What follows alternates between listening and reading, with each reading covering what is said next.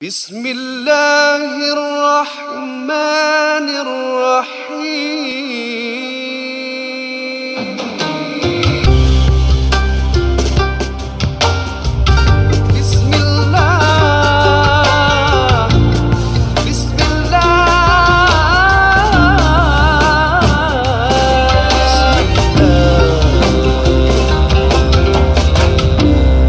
Bismillahirrahmanirrahim. Alhamdulillah wassalatu wassalamu ala asyrafil anbiya wal mursalin wa ala alihi wasahbihi ajma'in. Muslimin muslimat, para pendengar dan juga para penonton NJU Live pada malam ini, kami ucapkan Ramadan Karim untuk anda semua dan ahlan wa sahlan Ramadan. Dan sudah tentunya ini merupakan episod yang pertama kita melakukan secara weekly mingguan NJU Live Islamiah, yang mana kita akan berbicara tentang agama, soal jawab akan dibacakan, akan juga kita ada satu platform lagi iaitu Clubhouse bagi mereka yang ingin bertanya soalan, juga dipersilakan. Sudah tentunya macam biasa NJU Live kita bersama yang berbahagia Ustaz Muhammad Nuzan dan juga Ustazah Kalthum, dan moderatornya adalah yang lain dan bukan adalah yang berbahagia Muhammad Zahir Ismail dan juga Raja Kamarul Razi juga bersama kami dalam NJU Live pada malam ini. Dan NJU kali ini dibawakan khas untuk anda oleh Madrasah Percuma Nur Insan, dan pada kali ini, pada bulan yang mulia ini, kami mengundang anda untuk sama-sama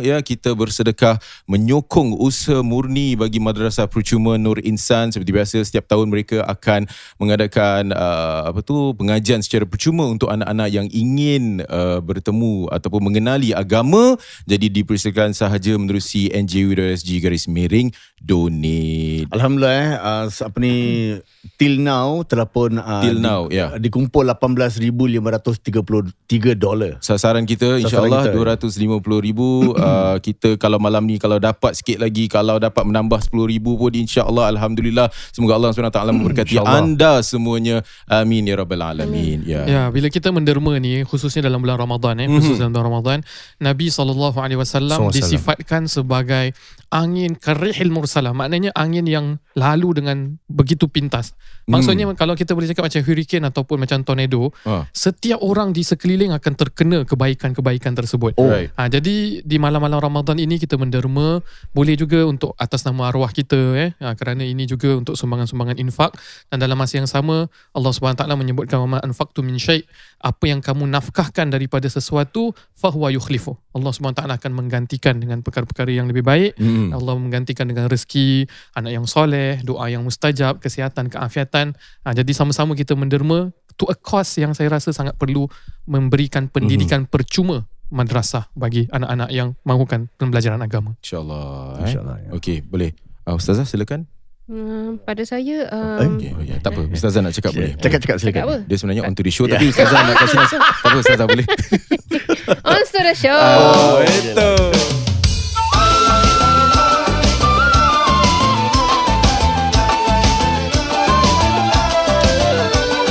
Jangan segan dan malu, marilah mendengar NJU. Ajak kawan-kawanmu menjadi pendengar berilmu. Jangan segan dan malu, marilah mendengar NJU. Ajak kawan-kawanmu menjadi pendengar berilmu. Lai lai lai lai lai lai lai lai lai. Mari mendengar NJU. Assalamualaikum semua. Dan dalam masa kita meniti hari-hari awal Ramadan ini, kami doakan semoga segala amalan yang telah pun korang semua lakukan diterima oleh Allah SWT. Betul. How's life? Life is alhamdulillah. Macam mana Ustazah life-nya? Bagus? Bagus, alhamdulillah. Okey, itu saja. Sibuk je. Sibuk Sibuk, makin sibuk lah gitu. Ustazah pergi bazar tak? Gilang ke apa? Belum masuk, tapi pergi tepi-tepi je. Baik, okey. Ni bercakap tentang ni pasal gelang ni, saya ada satu soalan ni Ustazah ni. Soalan simple lah. Mungkinlah tak semua orang pada dalam bulan Ramadan berpuasa, kerana ada juga yang wanita yang dalam keadaan haid yang tidak diwajibkan ke atasnya iaitu berpuasa. Jadi ada juga yang makan di coffee shop, makan di pinggan, minum di cawan. Ini dia selalu pakai dia. Sejak dah berubah lah, dah tak pakai lagi. Oh, sebab pakai lagi, waktu tu orang tak ketawa. Serius ah? Ya. Dah tak pakai lagi. Macam krik-krik masa tu tengah wedding lah. Assalamualaikum yang rupawan, yang gemilangan, yang minum di cawan. Tak ada kau tahu Dulu ketawa. Tapi mungkin lawak tu dalam 2000 sampai 2010 je boleh dipakai. Dah face out lah. Dah face out dah tak boleh pakai. Move on Ustazah. Kita move on. Sekarang orang ketawa apa kat majlis? Macam tak tahu. Actually kalau orang ketawa dekat majlis bila nak ambil gambar kan, cakap ini saya tengok dalam ramai-ramai ni pakcik ni saya rasa muka dia agak garang sedikit, nampak degil aku macam gitu. Aku cakap ni kalau saya kopek buka cerita ni mesti banyak history ni. Orang ketawa. Lawak macam gitu macam mana? Haram ke macam mana Ustaz? Tak boleh Tidaklah, tidak. Selama mana kita belum lagi kopek lagi pakcik tu, belum lagi lah. Kalau dah Kesian kopek pakcik pakcik tu dah ada fitnah ke ataupun tu membuka dia aib zalim. barulah. Jangan zalim Teruskan apa yang kau tanya tadi? Oh ya. Jadi ada jugalah yang makan di coffee shop, makan di halayak ramai, dalam mana dia tidak diwajibkan puasa. Jadi dia tak perlulah nak berpuasa, jadi dia boleh makan lah maksudnya kan.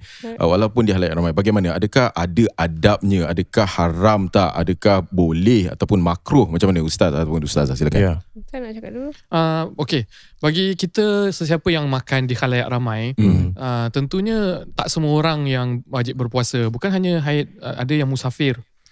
Sekarang ni border dah buka kan, ada yang bermusafir, ada yang sakit, ada yang mungkin kena pergi dialisis, ada yang kena makan ubat selalu, jadi tak wajib berpuasa. Cuma bila mana orang yang melihat orang yang makan di khalayak ramai, kita refrain ourselves from ada sangkaan-sangkaan buruk seperti dia ni alamak dah tua-tua tak nak puasa dan sebagainya. Tapi bagi keadaan orang yang berpuasa tu sendiri, sebaiknya elakkan. Pasal kita tak nak memberi peluang untuk orang fitnah. Walaupun kita boleh jadi orang yang macam biarlah, aku bukan salah apa kan. Yang penting apa aku buat ni Allah nampak, diorang punya pahala, paling-paling diorang kasih kat aku, sudahlah. Nanti kat akhirat kalau nak tuduh ke nak kutuk hina aku. Tapi saya pernah bawakan satu cerita, iaitu Ibrahim An-Nakhai. Ada seorang ulama ni, dia rabun dan kemudian anak murid dia pekak lah sebenarnya. Anak murid dia pula rabun. Kemudian diorang nak pergi masjid, diorang need one another. Diorang need one another. Satu orang pekak, satu orang rabun, kita jalan sama-sama lah.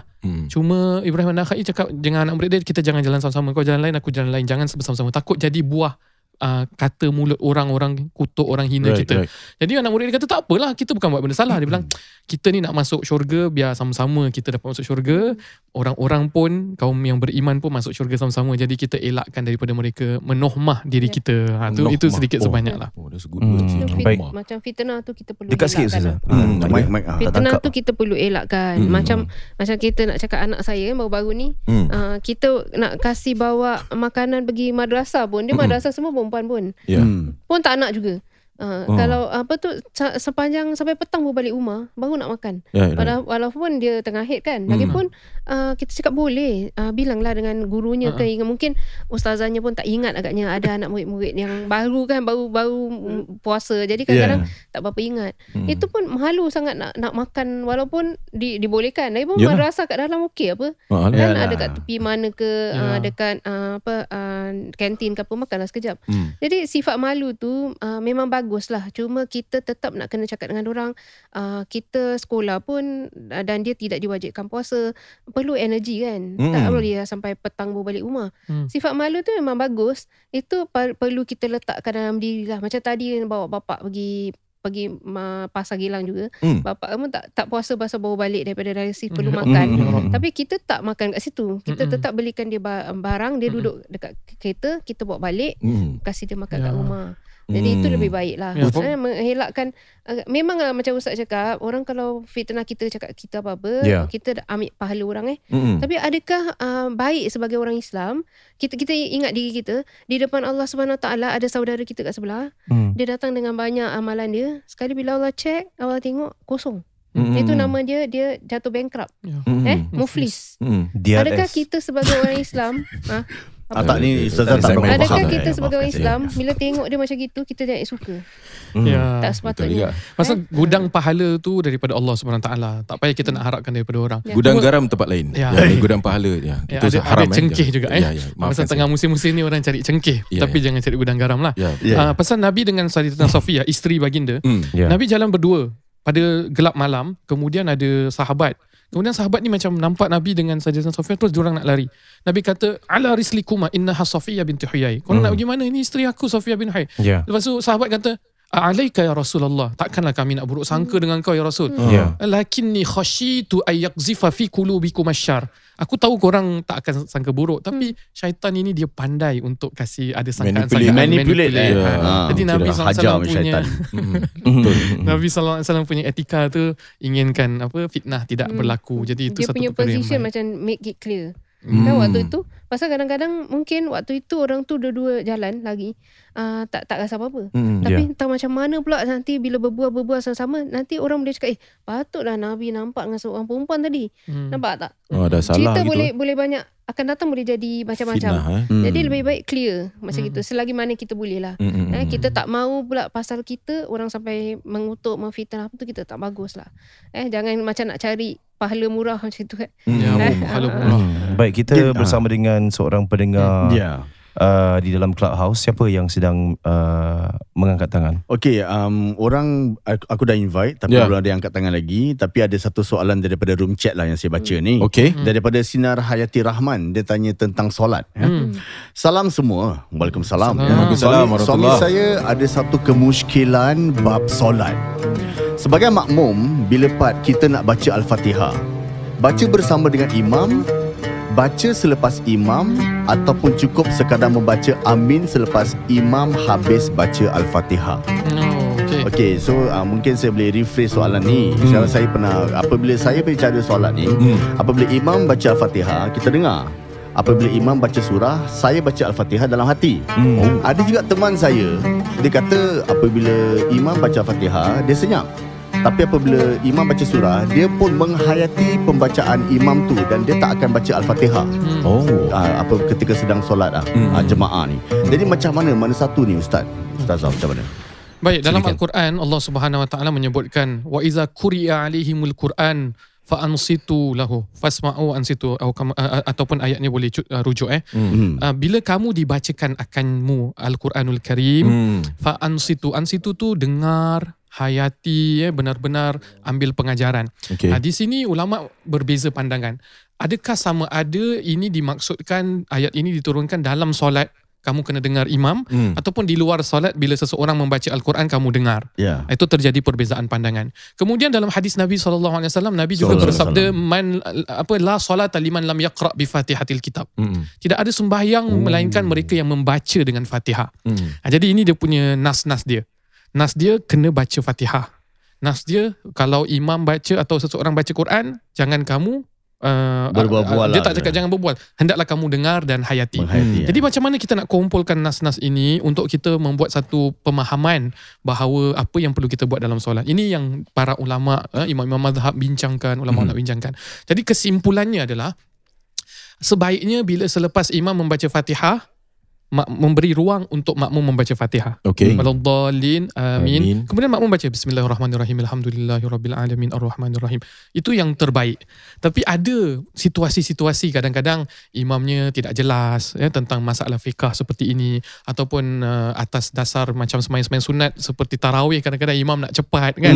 Maka di sini ulama memberi keringanan untuk makmum membaca bersama-sama imam pun. Maknanya imam baca Bismillahirrahmanirrahim, kita kat belakang Bismillahirrahmanirrahim, Alhamdulillah, sama-sama pun boleh. Kalau waktu terlalu singkat, kebiasaan itu oleh sang imam tu, kebiasaan dia laju sangat daripada kebiasaan yang terbiasa, yang orang-orang dah tak boleh nak follow untuk baca Fatihah. Selalu waladdallin, amin, lepas tu dia baca inna atau lepas tu dia makmum belum sempat baca Fatihah, dia dah rukuk. Maka ulama membenarkan untuk membaca bersama imam bila dia tengah baca Fatihah. I see. Jadi itu jalan penyelesaiannya. Kalau bab amin, masa amin ramai-ramai, ada niat nak harmonize amin orang lain, macam mana, apa hukum dia Ustaz? Sebab ada macam Macam mana? Tapi niat dia nak harmonize. Sebenarnya apa yang disoalkan dia, I think valid because Nabi sebut dalam sebuah hadisnya mafhum, barang siapa yang mengamin bersama-sama berjemaah dengan para malaikah, maka Allah Subhanahu Wa Taala akan kabulkan. Maknanya amin tu digalakkan untuk bersama-sama. So maknanya kita kena harmonize lah. Cuma different tone kan, different pitch kan. Tetapi kita tak boleh satu mi, dia kena bersama-sama serentak. Maknanya kita saktah selepas waladdallin, amin saktah, amin dengan 2 harakat. Tapi kalau nak harmonize ni, kalau kita niatkan itu sebagai sebahagian daripada nyanyian, macam nyanyian tu. Nyanyian itu tidak boleh lah ya. Tidak boleh. Tapi kalau kita hanya niatkan, memang suara kita dah bass kan kat situ kan. Kita niat nak amin bersama-sama dengan yang lain orang. Baik. Kebetulan suara kita pula bass, jadi dia sedap, tu tak ada masalah lah. Okey lah. Baik, kita nak teruskan soalan daripada Clubhouse ataupun soalan daripada ada yang soalan memberikan. yang menerusi DM ada tak? Okey, kalau ada DM silakan saja. Kita masih lagi boleh membaca juga menerusi DM. Silakan kalau ada soalan-soalan yang nak ditanya oleh untuk ustaz ataupun ustazah. Kita tengok sekejap. Kalau yang tak dalam chat group pun okey lah. Okey, ada lagi soalan ada di dalam chat group lah. Kalau saya boleh teruskan. Silakan Ini mungkin Razi. minta tips daripada ustaz dan juga ustazah tentang macam mana kita nak tegur ibu bapa kita. Ini daripada Nurul Lain Umar. Beliau katakan, salam ustaz dan juga ustazah. What is the best way untuk tegur parents dengan secara baik untuk bangkitkan semula semangat dalam diri mereka untuk solat? Macam mana kita nak bangkitkan semangat ibu bapa kita untuk suruh solat ni, macam mana ni? Takut Dia, kecil hati ni. Bangkitkan tu maksud dia ada solat ke tidak sebelumnya? tak ada lah tu mungkin. Contohnya Contohnya mak mungkin ayah tak dah tak ada. solat lagi lah. Mungkin tak solat lagi. Nak Cuma tegur ni macam mana? pada saya tetap kena berlaku baik lah, cakap baik-baik, kerana dia pun manusia juga yang kita perlu layani dengan baik. Kemudian memanglah solat tu satu perkara yang sangat-sangat penting, kerana itu adalah lambang sebagai seorang Islam kan, satu kewajipan yang perlu dilakukan. Lagi-lagi orang yang kita sedih lah orang-orang yang tua ni tidak melaksanakannya. Kita kalau boleh nak sama masuk syurga sama-sama. Itu harapan anak-anak kan. Jadi matlamatnya misalnya sekarang banyak contoh-contoh program-program dakwah semua banyak. Ibu-ibu bapa kita banyak suka tengok. Boleh jugalah kita buka siaran-siaran yang seperti itu untuk dia tengok. Kadang-kadang dia macam tak tengok tu kadang-kadang, tapi dia dengar. Itu pun bagus. Pasal kadang-kadang bila mereka tu tak solat, bila kita buka benda-benda macam itu, seolah-olah macam konon-konon macam direct kepada mereka. Kiaskan macam tu, orang-orang macam menyindir. Pun tidak bagus kan. Tapi kita try lah. Bila selalu kita buka, tak sampai akan jadi seperti itu. Jadi rancangan-rancangan agama pun bagus untuk kita sampaikan, untuk kita tunjukkan. Sekarang banyak orang-orang tua pun tengok siaran-siaran yang bagus, termasuk yang macam gini juga lah, banyak juga. So itu salah satulah contoh yang boleh kita ingatkan, ataupun cakap baik-baik, mak sekarang dalam masa macam ini, kenapa mak tak nak? Mungkin ada hambatan-hambatan lain kita tak tahu. Dia tak tahu dia dah lupa wuduk, ada tau macam itu. Yang pernah kita jumpa orang macam itu, dah lupa wuduk pun dah lupa. Jadi mungkin itu sebab lah orang malu nak cakap dengan kita. Why not kita try cakap dengan dia, apa hambatan-hambatan dia untuk dia nak solat. Kita boleh bantu dia dari sudut itu. Malu tau kadang-kadang depan anak cucu kan, kadang-kadang orang malu. Jadi why not kita tanya apa masalahnya yang dia mungkin tak tahu ke dan sebagainya. Kita adalah murid-murid yang macam itu, yang mana tinggal lain. Mak dia kalau dia tak balik rumah mak dia tak solat. Ada macam itu. Jadi dia selalu kena balik rumah mak dia. Dia cakap, ustazah boleh tak macam gitu? Saya bilang boleh lah, bagus. Kalau awak ada masa je, awak balik rumah mak awak. Jadi awak solat sama-sama. Kerana bapaknya tidak solat dengan maknya selama ni. Jadi dia perlukan anak dia yang mana sudah faham agama ni untuk membantu mak dia untuk solat sama-sama. Kan bagus macam gitu. I see. I think satu faktor kita tak boleh lupa adalah kita kena doa juga. Kerana doa ini yang menggerakkan hati ibu bapa kita, menggerakkan hati kita ni adalah Allah SWT. Bila mana kita dah cakap dengan cara yang sopan, kita dah buat perkataan-perkataan yang baik, kan kita jaga tak nak sampai mengguris hati mereka semua kan. Doa ni kadang-kadang kita tak perasan, mungkin bukan pada waktu itu, pada waktu akan datang.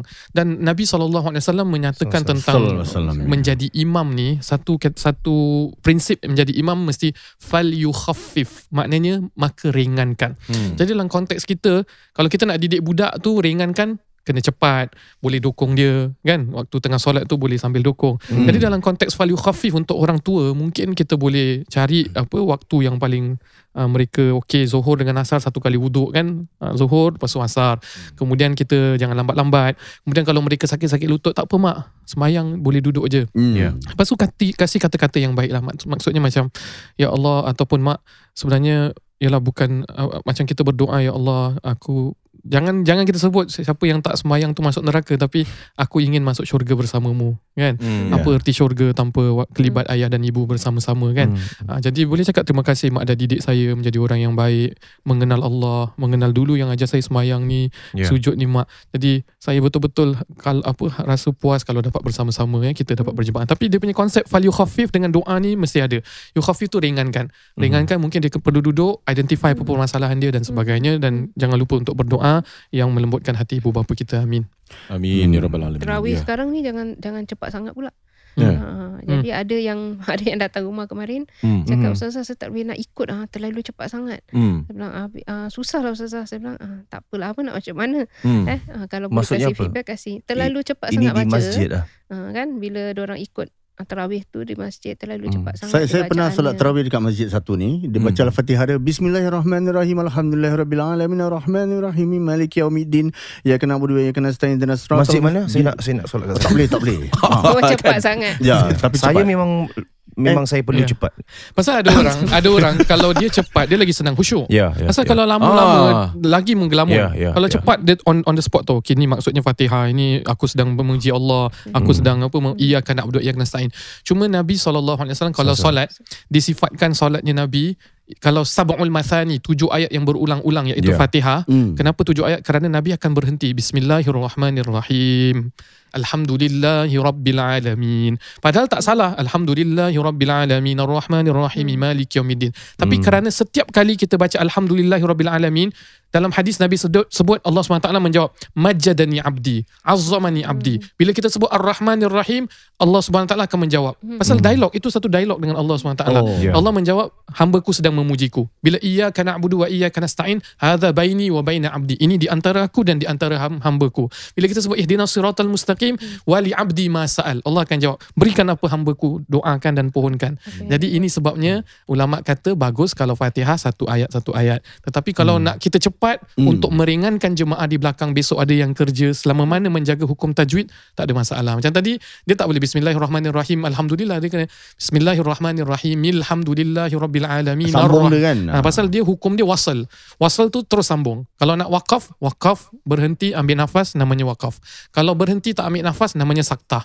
Tapi kalau kita sambung wasal, kena ikut hukum sambung betul-betul. Kira jadi imam ni susah juga tau. Sebab kau nak kena faham jemaah di belakang. Adakah ada jemaah orang tua, ada yang muda, ada yang pertengahan, ada yang nak kerja, ada yang besok nak tidur dan sebagainya lah. Jadi macam mana, what's the average kira dia punya laju dia macam mana? Adakah terlalu lama sangat ke macam mana? So macam mana pengalaman sebagai seorang imam Ustaz? Kan? Pasal imam selesa dekat dalam. Dekat luar, dekat pavement tu. Ya, panas. Kadang-kadang masa dulu sembahyang Jumaat tu sembahyang dekat tar. Betul. Itulah sebab ramai sangat. Lepas tu lagi masjid Darul Makmur waktu tu macam dah tersengit. Saya betul-betul masjid akhirnya. Saya sebab dia punya parking kat belakang tu memang dah tersengit gitu.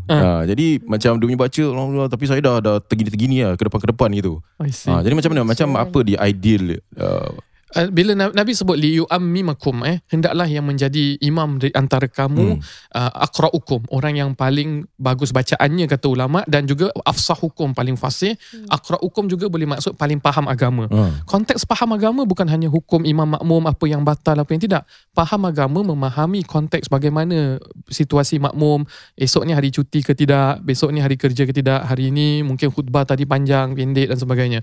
Jadi kalau kita nak ikutkan secara rangkul, apa yang kita perlu faham adalah kebiasaan sebuah masyarakat. Jadi kalau masyarakat kita, inilah terbiasa surah lazim. Contohnya surah-surah lazim pada tarawih kerana nak meringankan mereka. Jadi surah lazim. Tapi kalau memang masjid ini tradisinya memang khatam Al-Quran. Ada 1 juz 1 hari, 1 juz 1 malam kan. Maka kita memahami bahawa masyarakat di situ sudah terbiasa kan dengan pace sedemikian, dan kita teruskan. Itu di antara apa yang saya faham bila Nabi sebut aqra'ukum, yang terbaik di antara kamu pemahaman agamanya meliputi bacaan, kefasihan, kefakihan dan juga situasi dan konteks. Wow, beautiful. Jadi kalau misalnya kat masjid tu dia tak boleh ikut face dia macam itu, Pergi masjid dia lain. boleh pergi masjid yang lain. senang Termasuk lah. rakaat dia, termasuk cara bagaimana masjid tu Betul, mengerjakannya. Dia ada choice lah. Okay. Mungkin Ada satu menerusi soalan Clubhouse. daripada seorang lelaki Jaka. Silakan Hazwin, you can unmute yourself. Hazwin, Assalamualaikum Hazwin. Waalaikumsalam warahmatullahi wabarakatuh. Okay, Hazwin. Dari mana Hazwin? Dari Woodlands. Okay, orang Woodlands, apa soalan agamanya? Actually tadi secara tak langsung tadi Ustaz Nuzan dah jawab jugalah what I wanted to ask juga pasal macam mana nak handle apa orang-orang yang lebih berumur ni. Untuk menegur dalam segi ibadat lah maksudnya. Yes, betul dari segi ibadat atau dari segi perangai. Apa isu dia, boleh kasih macam contoh tak? Oh, okay. For example, kita ambil contoh macam mana nak handle in-laws for example lah. Kan kadang-kadang kita ada tak sefahaman. Jadi Ustaz pun sebagai kadi kan, jadi Ustaz mungkin boleh handle macam mana, ada tips and tricks lah kalau kita ada sefahaman dengan in-law, macam kita nak handle dorang, atau mungkin ada doa-doa ke. Soalan jaga general, ada tak pengkhususan dari sudut adingan macam mana contohnya? Okay, contohnya like handling of my daughter. Kira nenek dengan cucu kan ada sekian punya relationship kan. Maksudnya tengok NJU live ke tak ni? Tak tahu pula Okay, InsyaAllah sembunyikan. Baik. Okay, silakan. Okay, terima kasih Ustaz. Okay, baik. Oh, dengan cucu je lah, tak ada isu lah, tapi dia punya cucu. Okay lah. How to handle?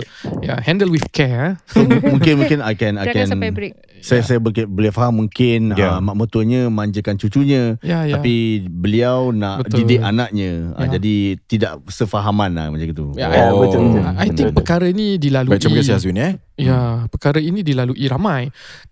Dari segi pemakanan, contohlah kalau kita ambil kes pemakanan, bila parent pada sekian umur dia lebih mengetahui apa perkara yang nutrisi untuk anak-anak, apa yang tak boleh minum contohnya, apa tak boleh makan pada usia sedemikian. Sedangkan ayah ibunya dahulu mungkin tidak terdedah dengan perkara ini, ataupun mungkin lembut hati datuk nenek kan kalau dapat dengan cucu. So kita dah jaga-jaga, tetapi mak bapak kita ataupun mak bapak mertua kita tidak mengindahkan perkara tersebut. Jadi akhirnya kita merasakan ini anak siapa kan? Adakah ini anak aku yang ingin aku bentuk dan ingin aku didik? Jadi di sini saya punya nasihat bila cakap dengan in-laws ni, pertama pupuk kasih sayang. Pupuk rasa sayang, rasa hormat. Bila kita pupuk rasa sayang dengan hormat, bila mana kita nak melakukan satu perkara untuk kita tidak mengikuti apa yang mereka suruh ataupun menegur sesuatu, kasih sayang dengan penghormatan tu dah ada, sehingga satu isu tu tidak akan membebankan hubungan kekeluargaan seterusnya. Jadi kita just maintain a relationship, maintain that feeling, that emotional punya relationship, sehingga kalau nak cakap pasal makan, kita boleh just cakap tau lepas tu, mak minta maaf sebenarnya gini kita dah jaga dah ni, kalau boleh dia pula ada asma, ataupun kita boleh compromise when the feeling is there. Ada benda-benda priority, ni tak priority, tak apalah, kasih makan lah, nanti balik kita akan didik dia semula. Tapi kalau kita rasa that is an issue, itu kita punya fundamental, itu kita punya prinsip, maka kita boleh suarakan, asalkan jangan memperkecilkan hati mereka, dan perasaan hormat dan kasih sayang di antara kedua perlu ada, dan pasangan kena faham satu sama yang lain. I don't have any issues with your parents, I love them for who they are, what they have given us, but this is very subjected to this particular issue that I think we would agree to do this. Macam contoh nak berbuka puasa lah Ustaz. Contoh anak kita ni kita dah menjaga buka puasa, minum air sikit, minum susu, makan kurma, ajar orang gitu. Sekali datuk pula datang kasih coke. Macam anak pun cucu pun suka lah, I want that. Tapi kita tengah pupuk ni, makanan sunnah contohnya lah, air kan, lepas tu susu sikit, lepas tu kali atuk kasih coke. Macam mana kita nak whack kat situ juga je budak kecil ni, dia kan puasa 1 hari, habis buka-buka terus coke. Macam mana? Macam gitulah. Tak boleh sokong coke tu, tak boleh sokong. Ya. Kadang-kadang susah lah nak cakap kan, on the spot ke nak dulu liter? dengan kita agak lain lah. Macam saya kan duduk dengan orang tua lama, daripada dah berapa 40 tahun duduk. Daripada generasi nenek, noyang nenek sampai mak. Sekarang mak dah tak ada pun. Jadi generasi 3 generasi saya duduk sama-sama. So zaman dulu dia dengan kita agak dia garang, dia tak boleh tak kasih tu tak kasih sini. Tapi sampai bila cucu pula jadi lain lah, berbeza kan. So kita pun nak kena tahulah kenapa. So selalunya kita ambil itu mak bapak kita. So boleh kita yang cakap lah, jangan sampai menantunya cakap. Kalau boleh lah, anak sendiri yang cakap. Anak sendiri yang cakap, jangan sampai menantunya. Tapi kita pun nak kena hargai, pasal kita pun nak tengok lah, kalau you tak duduk sama rumah dengan mertua ke apa, okey lah. Kalau you duduk satu rumah dengan mertua, ini isu yang boleh jadi clash lah. Ikut cara dia orang lah kadang-kadang kan. Boleh menimbulkan banyak perkara. So suami saya akan selalu cakap dengan saya, kalau dia punya part pula saya akan cakap dengan dia. So biar anak orang tu sendiri yang akan sampaikan apa-apa yang perlulah. Kerana itu lebih baik lah. Right. Jadi nak kena, memang susah lah nak terik rambut daripada tepung. Rambut tidak, tepung tak bersirat. Tepung tak bersirat. Memang payah, tapi balik pada yang kalau Ustaz sebut tadi kan, kalau ingat doa banyak-banyak doa. Rabbana atina fid dunya hasanah, bagus tu baca. Rabbana hablana min azwajina wa dhurriyyatina qurrata a'yun, tu cuma bagus. Rabbi ja'alni muqimas salati wa min dhurriyyati, itu semua akan kumpul bila kita menghadapi banyak masalah, dia akan membantu kita tahu. Lagi kalau baca di kepala anak iaitu apa? Allahumma faqihhu fid din wa alimhu ta'wil. Allahumma faqihha fid din wa alimha ta'wil. Tu bagus bila terbaca. Mudah-mudahan bila mak cakap gini, nenek cakap gini, anak tu tidak akan jadi konflik. Baik. Adalah lepas tu rahmat Allah datang kepada mereka-mereka ni dalam rumah tangga. Baru masuk rumah, Nabi ajar beri salam kepada orang rumah. Kalau tak ada orang kat dalam rumah, beri salam ke atas, selawat ke atas baginda Nabi, kemudian baca surah Al-Ikhlas. Masuk. Itu semua membantu supaya rumah tangga kalau ada banyak, kita tak boleh elak konflik lah. Tetap akan ada. Cuma rahmat Allah tu akan sentiasa datang, membantu. Lagi kan wa'alimna ta'wil. Ta'wil tu ada satu benda yang agak complicated lah. Mudah-mudahan bila kita selalu baca pada kepala anak-anak, dan isteri pun boleh baca kepada suami jugalah. Jangan suami asyik baca, jangan baca kat kepala mertua lah. Kepala mertua jangan baca. Wah, tu dah awkward. I just feel macam the soalan tu pretty generic, dan juga jawapan dia pun pretty generic. Like we're talking about an individual yang bernama mother-in-laws, and we forget, kita broad brush like, oh, this is how we should be talking to our mother-in-laws. But I think the question should be, bagaimana personality mother-in-law kita? Like if I were to ask, macam mana nak tegur bapak kita dalam satu kesalahan dia lakukan? And then my secondary question would be like, bapak kau ni macam mana? Is he like an introvert, extrovert? What does he like? What are the things that his weakness? How do you leverage dalam perbualan dia? Macam, is he more open to talk bila mana he's having dinner with the family? Is he more open to talk selepas solat? Like, I feel we fail to realise yang, yes, we understand nak berbual dengan berhemah and all that kind of thing. I mean, we know that. But fact of the matter is, mak mertua Razi lain dengan mak mertua saya, dan cara dia berbual akan, kalau itu cara dia berbual dengan mak mertua dia, I can't be using the same strategies that he's using for my mak mertua. Mak mertua saya pendiam, you know, I can't even read her body language and all that, which I feel in a marriage that what I learned is that it's about problem solving. It's about belajar your mum punya body language, cara perbualan dia, and then nak menyusup masuk macam mana. And that's hard. Yeah. You know, that's hard. And sometimes people spend their whole lives trying to figure out what is the best way untuk berbual dengan their mother-in-law, and to no avail, and it eats into them. And I feel what is the brother yang tadi bertanya, tapi I don't really know macam mana mak mertua dia to be giving a definite answer, and I don't want him to be walking out of the show macam okay, that's something that I already know. Do you get me? Like how would you talk to? How is your mother-in-law like? Betul. Kalau have she ever done any mistake, and how do you talk to her about it? Kalau saya, mak mertua saya seorang yang very traditional, tapi because she's very loving, dia kadang-kadang text saya message, and she's very supportive. She's very supportive of what we do. So that feeling, that emotion dah build. So that's why tadi betul yang Zara cakap, I agree. Easier untuk you. Yeah, because you have to know dulu kan to respond, to be able to respond, to read everything. Correct. And marriage is about negotiating also. Negotiating, compromising, dan dalam masa yang sama I would like to focus on yang penting suami isteri pun, walaupun kita dah dapat tahu macam mana mak mertua kita, suami isteri kena support one another juga, because dia relate dengan mak dia, so dia tak boleh cepat kecil hati dan sebagainya kan. Tapi dalam masa yang sama untuk mengenali ibu mertua kita dahulu dan sehingga dapat kita respon dengan baik, itu satu konsep yang bagus. Mak mertua saya very very loving, very supportive. I can imagine. Very senior. But that's because you set the base. Bila you berkahwin dengan isteri you and perwatakan you macam gitu, and you are kind of like good in your communication skills. But unfortunately not everybody knows that. Kita bercinta dengan seorang, kita berkahwin, we don't spend that much time dengan mak dia, dengan ayah dia, and we only know of the situation bila kita tinggal di dalam. And that's shocking, because sometimes our wives don't even know how to talk to their parents.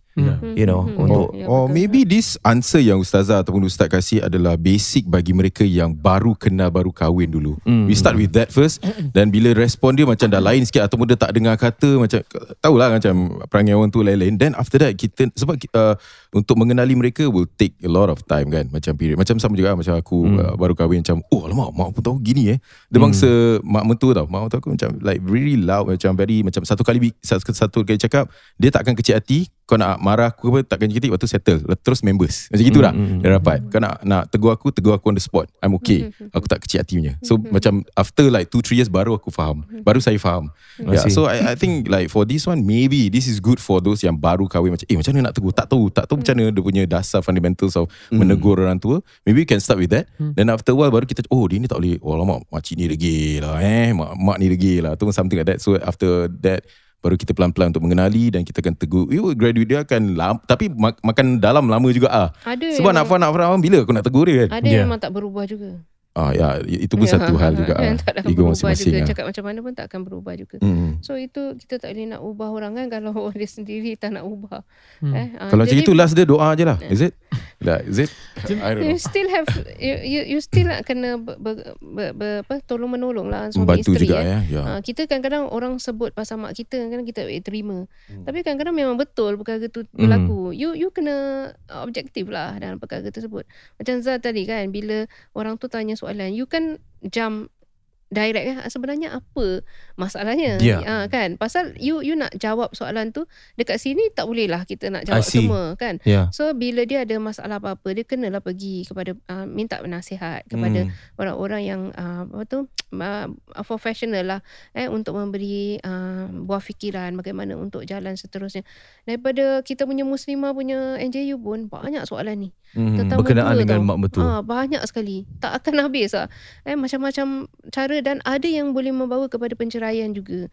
Adakah macam topik mak mertua ni skewed towards perhubungan antara para isteri dan juga mak mertua mereka? Because like I don't hear that much of a problem di kalangan kaum Adam dan juga bapa mertua mereka.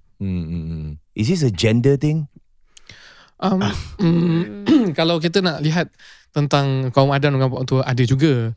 Cuma dia lebih kepada kepimpinan. Kalau kaum Adam dengan bapa mertua, kalau report some cases to me, feedback adalah hala tuju family. Maknanya hala tuju family kepada satu arah, ataupun cara berfikir family tu, ataupun cara mereka adopt to an idea kan. Kemudian ada bapa mertua, kemudian ada anak lelaki. Dekat situ dia akan ada clash. Tapi kalau issues, daily issues ataupun technicalities kan yang memang everyday punya benda selalu, itu lebih kepada mak mertua. So I don't see this as a gender really a gender issue lah. Kau macam nak cakap banyak kan, tapi kau tahu kau tak boleh cakap banyak kan. Actually no, I have the same feeling as well. Like, I want to give examples of like, no, my mother-in-law like serious. Not gonna say yeah bro, yeah. Kan? Yeah. Because your point is correct. Pasal gender ni saya pun tak berani cakap gender lah. Tapi nampak-nampak orang-orang lama bukan saya cakap ni. Dia cakap apa, kalau wanita dengan mak mertua mesti panas. Kalau lelaki tak kisah. Lelaki kira kita macam tak kisah apa. Masalah pun kita boleh just close one eye lah. But because of women, they say it's more sensitive. That's why kadang-kadang bila dia sebut tentang mak dia, buat sesuatu kepada diri dia, suami tak terima pula. Yalah. Jadi ataupun kadang-kadang apa yang berlaku dekat dalam cerita, kadang-kadang ia berlaku tau. Kerana depan anaknya lelaki tu dia tak cakap apa-apa tentang menantu dia. Bila anak tu tak ada, barulah nanti yang kadang dia attack wanita tersebut. Itu macam mana? Jadi anak pun tak tahu. There are also factors I think yang involve the attachment to children. Kalau the issues is children, so selalunya ibu-ibu dia melahirkan, when dia melahirkan anak tersebut, and then dia merasakan they own that children more kan, rather than somebody else yang lebih tahu. Dan selalu saya cakap dengan ibu-ibu, don't worry, walaupun orang boleh cerita macam-macam, anak dia begini, bila anak dia begini, mak mertua dia atau mak dia sendiri boleh cakap, oh dulu kau kecil-kecil, dulu aku besarkan anak aku makan gini je, ataupun belajar gini je boleh.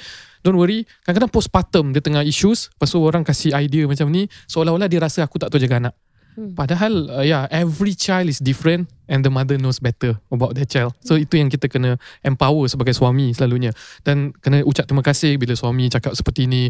Bila suami atau isteri bersama baik dengan mak mertua, kena ucap terima kasih. Dan teguran juga buat mertua, jangan kita pressurize perkara-perkara yang mungkin tak penting dan tak perlu. Bahkan kita perlu memberi sokongan, tidak membeza-bezakan, berlaku adil kepada menantu dan sebagainya.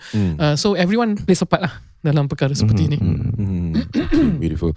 Okay, baik, kami ucapkan ribuan terima kasih bagi mereka yang menonton maupun yang sedang mendengar. Dan sekali lagi, kalau kita tengoklah bagi mereka yang sedang menonton Facebook Live NJU ini, peningkatan sebanyak 1,500 dalam nju.sg/donate yang telah pun donate pada saat dan tiket ini. Kami ucapkan ribuan terima kasih. Teruskan usaha anda untuk sama-sama kita mencapai target kita lebih kurang 250,000 untuk menyara pembelajaran bagi Madrasah Percuma Nur Insan. Sekali lagi nju.sg/donate. Kalau bolehlah pada malam ini kita boleh dapatkan peningkatan mungkin insyaAllah 10,000. Kalau boleh insyaAllah, semoga Allah SWT berkati anda semua yang sedang menonton.